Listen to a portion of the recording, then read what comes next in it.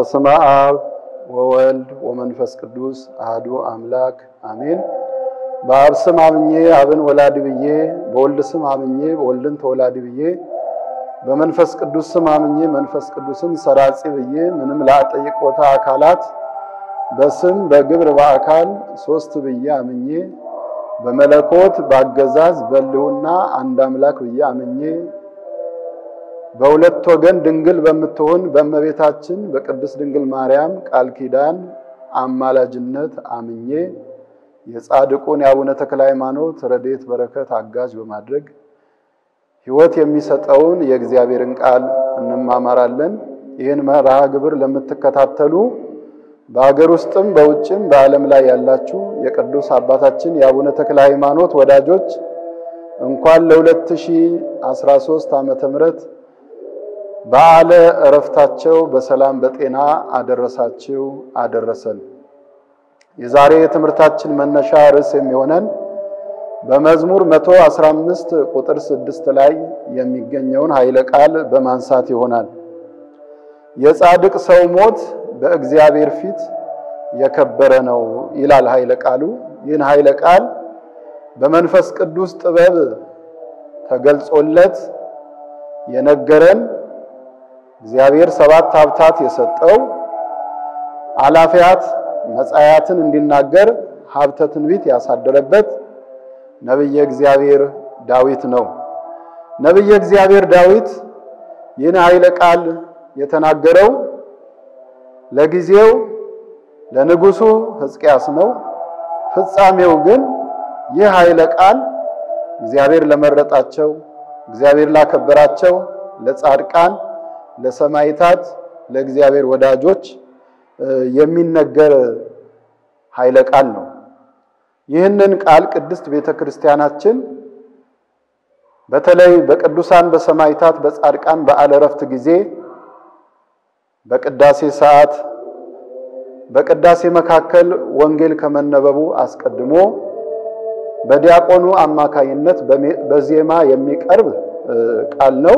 ይኸውም ክቡር ሞቱ ለጻድቅ በቅድመ እግዚአብሔር በማለት ያዜመ ምስጋናውን በመስባክ ያሰማናል ማለት ነው።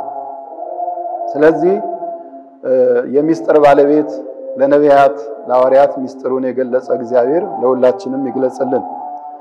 የጻድቅ ሞት በእግዚአብሔር ፊት የከበረ ነው ወይም የጻድቅ ሰው ሞት በእግዚአብሔር ፊት የከበረ ነው።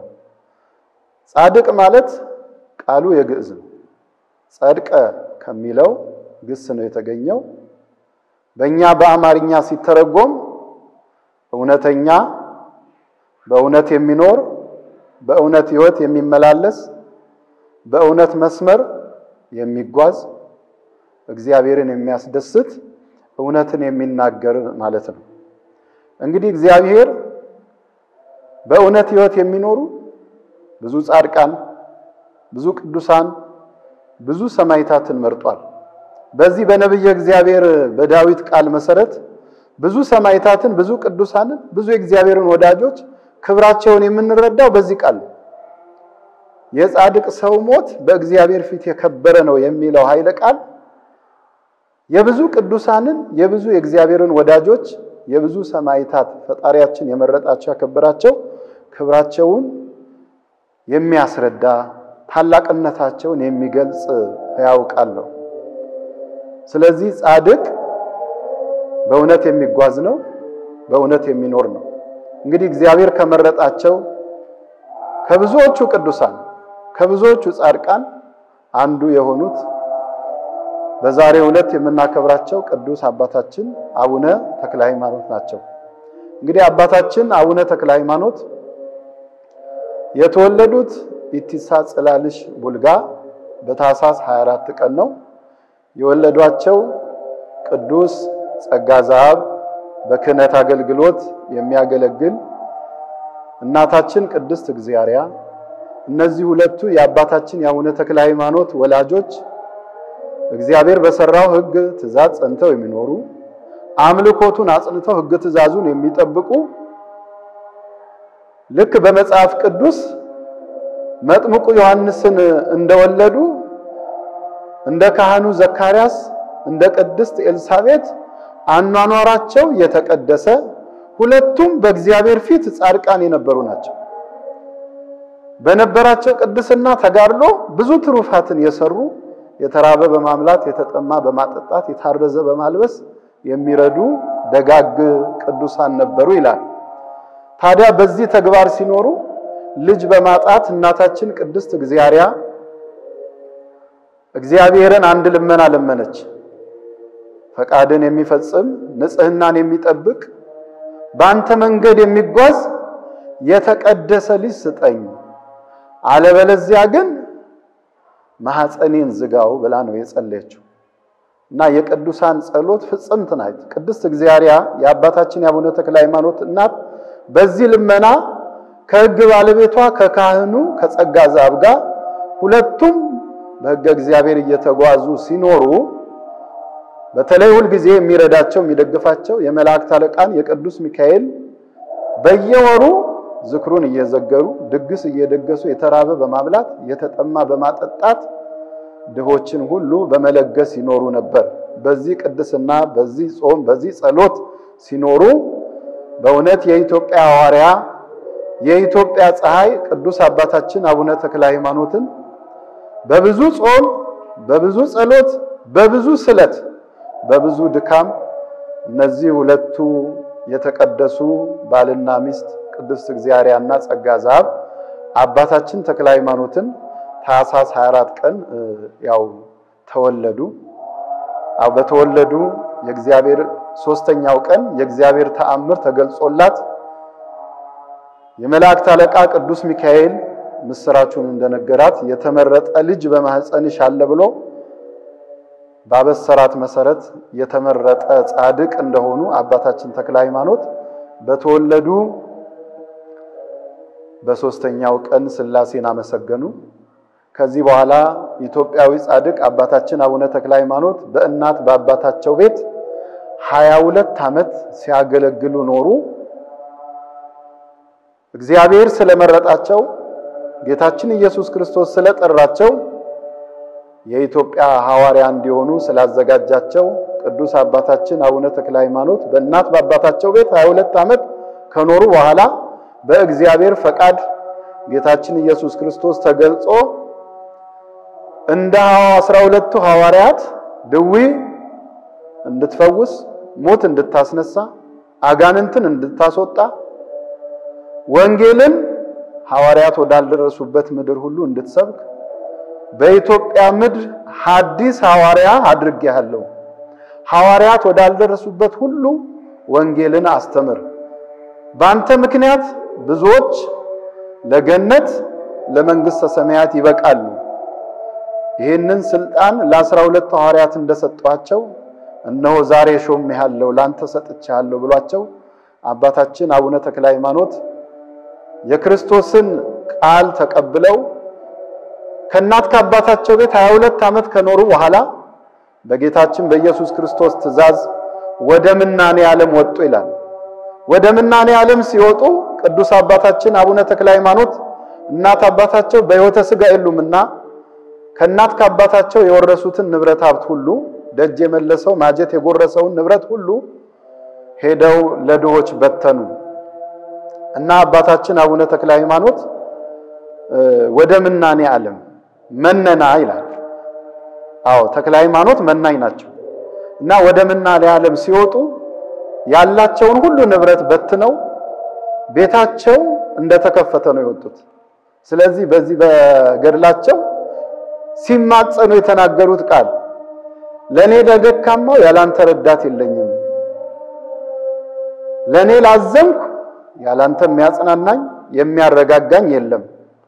ስለዚህ ጌታ ኢየሱስ ክርስቶስ ሆይ እነሆ በሬን እንደተከፈተ ትቼ ወጥቻለሁና የመንግስተ ሰማያትን በር ክፈትልኝ ብለው ቅዱስ አባታችን አቡነ ተክለ ሃይማኖት በዚህ መሰረት ወደ ምናኔ ዓለም ወጡ።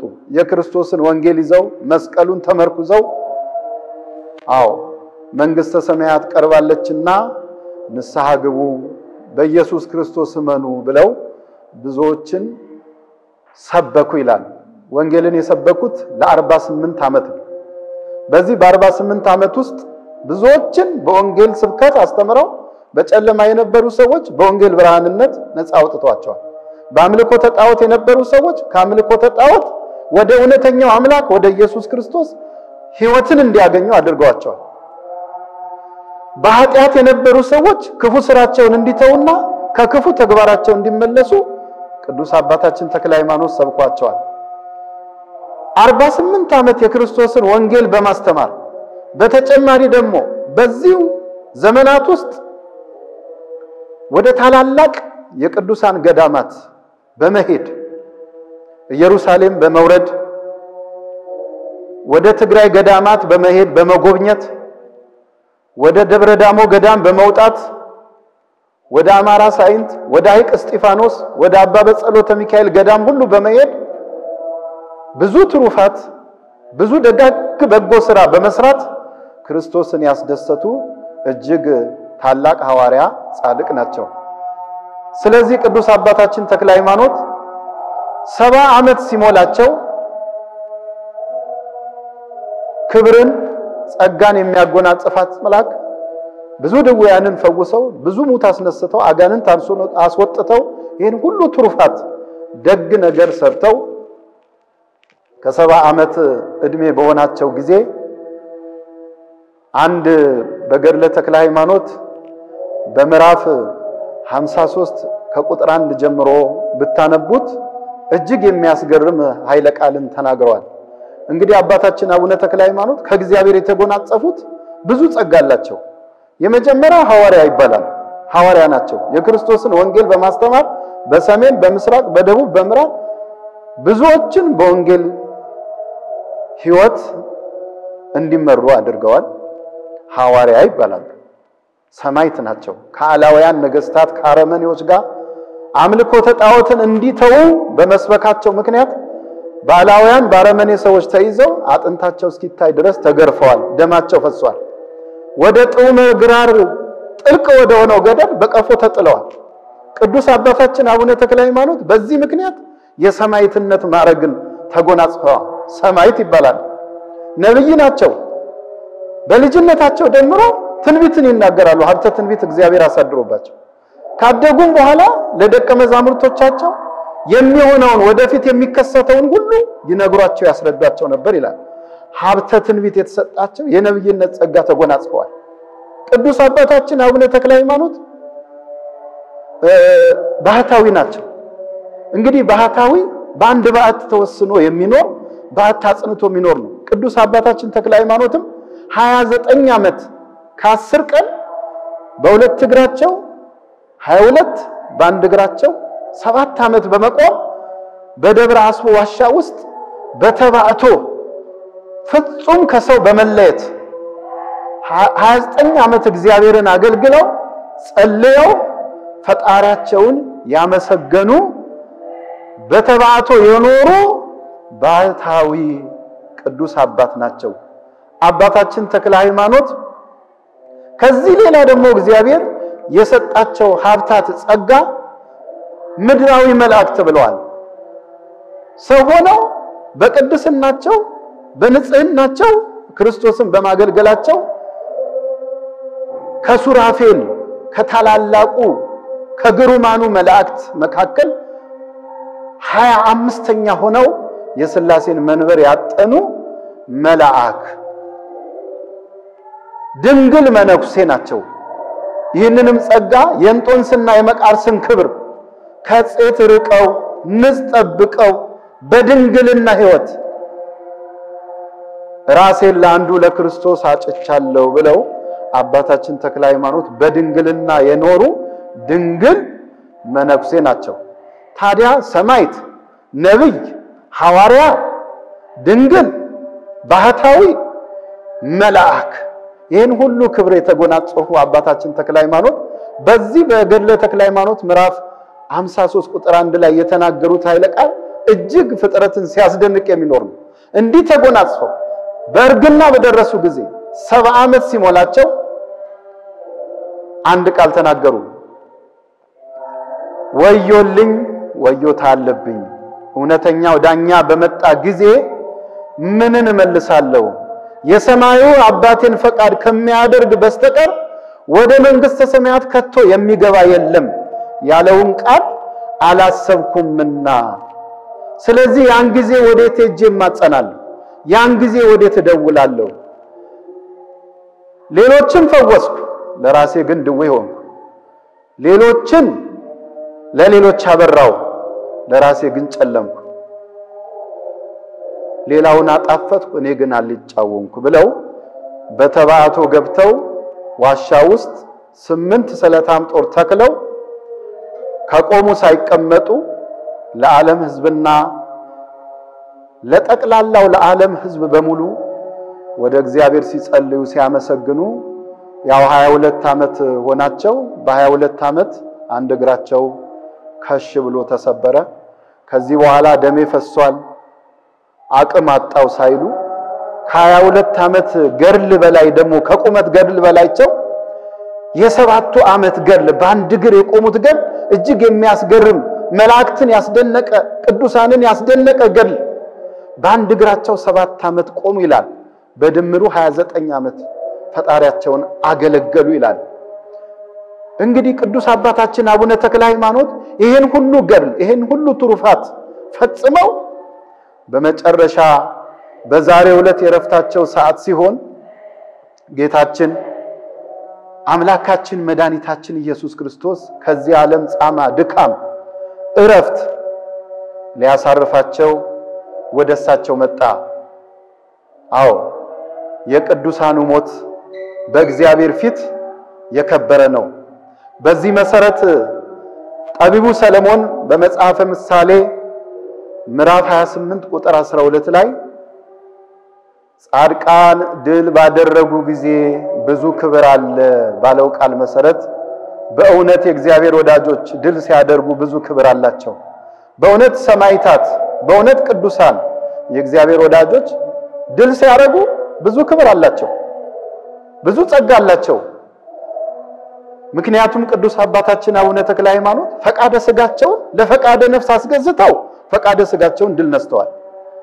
ፈቃደ ዓለም ላይ ያለው ሹመቱ ሽልማቱ የላመ ጣም መመገቡን ሁሉ ስለ ክርስቶስ ብለው ትተው የዓለምን ፈቃድ ዓለም የሚጓጓለትን ይሄን ሁሉ ሀብት ንብረት ንቀውት ሄደዋል። የዲያብሎስን ፈቃድ ደግሞ አስቀንጥረው ጥለው አሸንፈውታል። ታዲያ ይሄን ሁሉ ድል ያደረጉ አባታችን አቡነ ተክለ ሃይማኖት በዚህ ገድል ትሩፋት እያሉ በዚህች ዋሻይት ውስጥ ጌታችን ኢየሱስ ክርስቶስ በክብር ወረደ ይላል። ከማን ጋር? ከ12 ሐዋርያት ከእናቱ ከመቤታችን ከቅድስት ድንግል ማርያም ጋር ከቅዱስ ሚካኤል ከሊቃነ መላእክቱ ከነቅዱስ ገብርኤል ጋር እልፍ አላፋት የሰማይ ሰራዊት መላእክት በዛሬው ዕለት ነሐሴ 4 ቀን በክብር ወረዱ ይላል። በዚህ ጊዜ አባታችን የነበሩበት ያ በገድል በትሩፋት የነበሩበት ያቺ ዋሻይቱ ስፍራ አባታችን ተክለ ሃይማኖት በብርሃን ተሞላ፣ ነፍስና ሥጋ ደስ የሚያሰኝ መዓዛ ይሸት ነበር ይላል። በዚህ ሰዓት ቅዱስ አባታችን ተክለ ሃይማኖት የሚወዱት የሚናፍቁትን ኢየሱስ ክርስቶስን ሲያዩ ከደስታ ብዛት በዚህ ህመም ውስጥ ሆነው ሳለ ሰገዱ ይላል። ህመማቸው እንኳን አልተሰማቸውም ይላል። በዚህ ጊዜ ጌታችን ኢየሱስ ክርስቶስ እነሆ ወዳጄ ተክለ ሃይማኖት ሆይ ከድካም ወደ እረፍት ላሳርፍ መጥቻለሁ። ገነት ከተከፈተበት እረፍት ከተነጠፈበት ስፍራ ላስገባ እነሆ ወረድኩኝ አለ። አንቺ የጠራሽ ንጽሕት ነፍስ ሆይ ወደኔ ነይ ብሎ ሲናገር አምላካችን ኢየሱስ ክርስቶስ የአባታችን የአቡነ ተክለ ሃይማኖት ነፍስ ከሥጋቸው ተለየ። ጌታችን ኢየሱስ ክርስቶስ ተቀብሎ ሳማት። ስለዚህ ይሄ ሁሉ ክብር ታየ ማለት ነው በዛሬው ዕለት። በዚህ ጊዜስ ጻድቃን ሁሉ በምስጋና ተገለጹ ይላል በአባታችን በአቡነ ተክለ ሃይማኖት ዕረፍት ቀን። በዚህ ሰዓት አባታችን ነብየ እግዚአብሔር ዳዊት ምን ብሎ ዘመረ? የጻድቅ ሰው ሞቱ በእውነት የከበረ ነው በማፊት በእግዚአብሔር ፊት። በዓለም የደከመ ለዘላለም ሕያው ሆኖ ይኖራል። ጻድቅ ሰው ክቡር ነው እያለ ዳዊት እያመሰገነ እንደ ፏፏቴ ምስጋና ማቋረጥ በሌለበት በዛሬው ዕለት ቅዱስ አባታችን አቡነ ተክለ ሃይማኖት መላእክት ነፍሳቸውን ተቀብለው ወደ ኢየሩሳሌም ሰማያዊት በክብር አሳረጓቸው ይላል። ስለዚህ ጻድቃን ድል ባደረጉ ጊዜ ብዙ ክብር እንደዚህ አለ። ሰማዕታትም ድል ባደረጉ ጊዜ ብዙ ክብር አለ። ቅዱስ አባታችን አቡነ ተክለ ሃይማኖት እንደዚህ ድል ባደረጉ ሰዓት ብዙ ክብር ተሰጣቸው ይላል።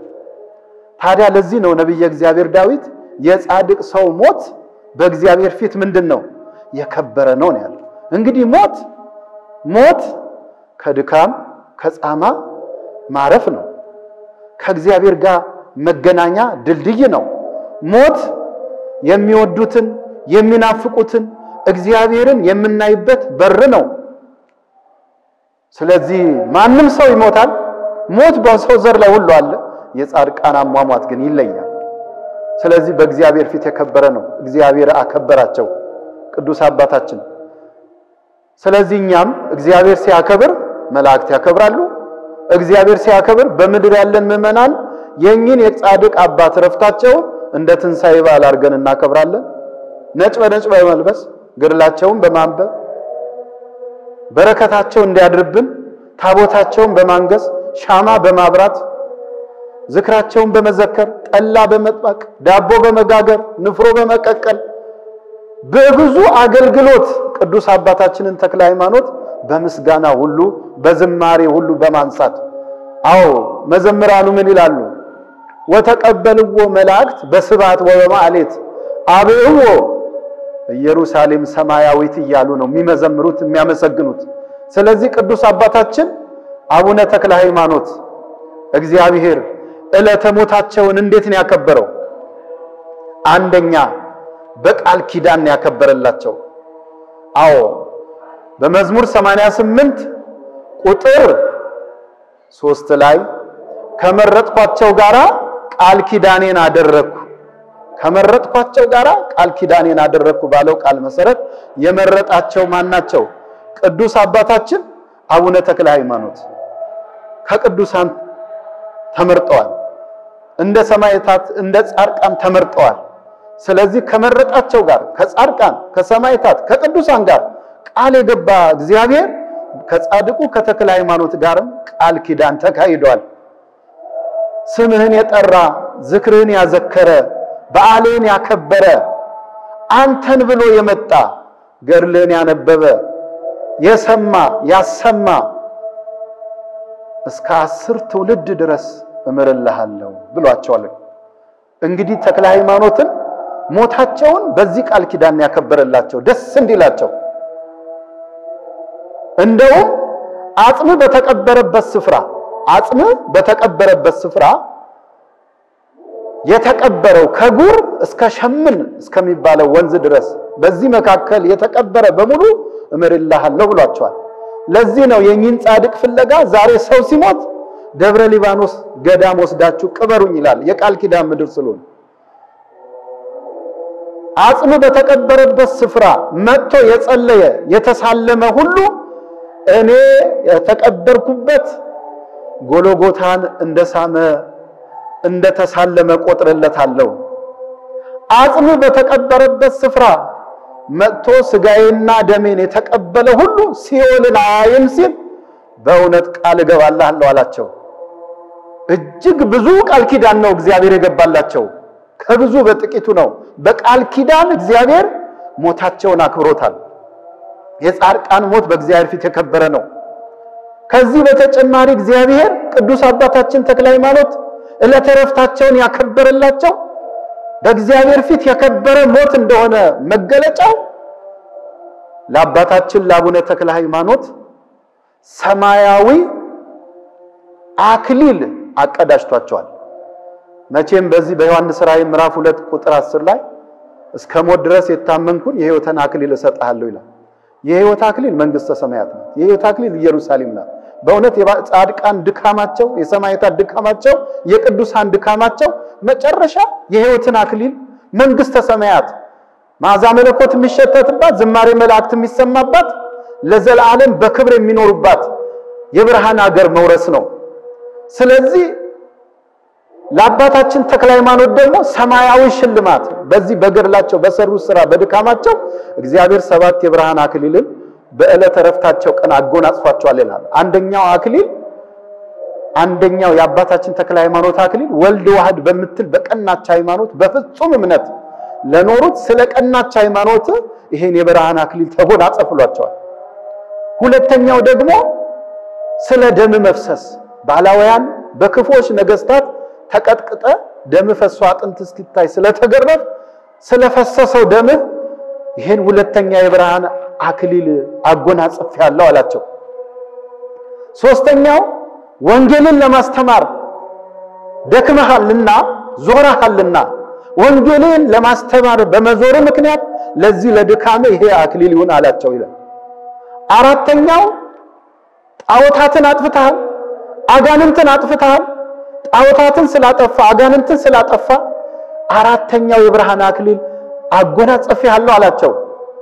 አምስተኛው በመቆም ብዛት እግር ስለተሰበረ ስለ አጽም መሰበር ምክንያት ይሄን የብርሃን አክሊል አጎናጽፍ ያለው።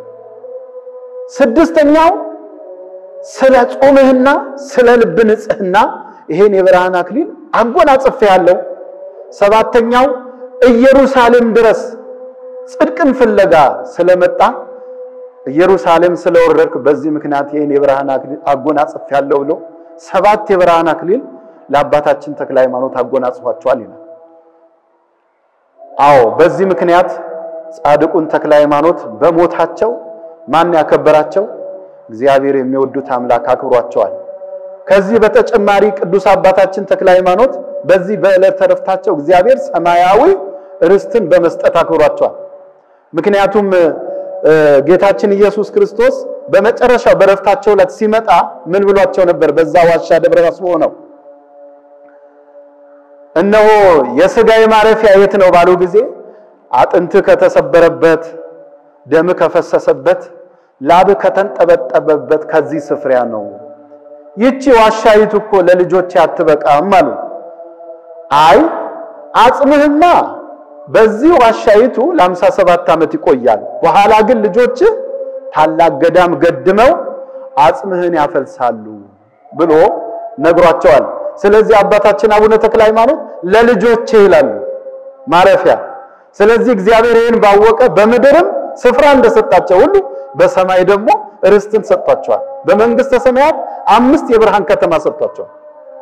5 የብርሃን ከተማ የልጆቻቸው ማረፊያ ስማቸውን የሚጠሩ ዝክራቸውን የሚዘክሩ በዓላቸውን የሚያከብሩ ተክለ ሃይማኖትን የሚወዱ በስማቸው ለነዳያን የሚመጸውቱ ቃል ኪዳናቸውን አምነው ለሚሰሩት በጎ ስራ በሙሉ የተክለ ሃይማኖት ልጆች ማረፊያቸው እንዲሆናቸው 5 የብርሃን ከተማ በማያልፈው መንግስተ ሰማያት በገነት ደግሞ 15 አህጉር ለጻድቁ አባታችን ተክለ ሃይማኖት ሰጥቷቸዋል ማለት ርስትን በመሰጠት ዕረፍታቸውን ያከበረ ነው እግዚአብሔር። እግዚአብሔር በዚህ ብቻ አይደለም በምድርም መታሰቢያ ሰጥቷቸው ምእመናን እኚህን ጻድቅ እንዲያስቡ በምድርም ዝክራቸው እንዲዘክሩ መታሰቢያ ሰጥቷል። መቼም በዚህ በትንቢተ ኢሳይያስ በምዕራፍ 56 ቁጥር 5 ላይ ወደ እግዚአብሔር የተጠጋ መጻተኛ እነሆ እግዚአብሔር ከሕዝቡ ይለየኛል አይበል፣ ጃንደረባን እነሆ እኔ ደረቅ ዛፍ ነኝ አይበል። እግዚአብሔር እንዲህ ይላል፣ ሰንበቴን ለሚጠብቁ ቃል ኪዳኔን ለሚይዙ ጃንደረቦች እነሆ በቤቴና በቅጥሬ ውስጥ የማይጠፋ የማይጠወልግ የዘላለም መታሰቢያ ስም እሰጣቸዋለሁ። የማይጠፋ እስከ ዓለም ፍጻሜ የሚቆይ ትውልድ ቢያልፍ ትውልድ ሲተካ ሁሌ ሲዘክራቸው የሚኖር እኚህን ጻድቅ ከኛ በፊት ብዙ ትውልድ ብዙ ወዳጆች አሏቸው። ስለዚህ ሲዘክሯቸው ኖረዋል። ዛሬም በምድር መታሰቢያ አላቸው። የጻድቅ ሰው መታሰቢያ ለዘላለም ነው። በምድር ብቻ አይወሰንም። እስከ ዓለም ፍጻሜ በምድር ሲዘከሩ ይኖራሉ። ወዳጆቹ ናቸው። ከዚህም በኋላ በሰማይ ቤትም ክብር ስፍራ አላቸው የሚታሰቡበት። ስለዚህ ተክለ ሃይማኖትን እንደዚህ አድርጎ ጌታችን ኢየሱስ ክርስቶስ ዕለተ ዕረፍታቸውን ያከበረላቸው አምላክ ነው። ከዚህ በተጨማሪ የምእመናን አስራት ሰጥቷቸዋል። መቼም የተክለ ሃይማኖት ልጆች የሚቆጥራቸው የለም። ልጆች እንደ ባህር አሸዋ እንደ ሰማይ ከዋክብት ይበዛሉ ብሏቸዋል። መቼም ይሄ ቃል መጀመሪያ የተገባው የሃይማኖት አባት ለሆነው ለአብርሃም ነው።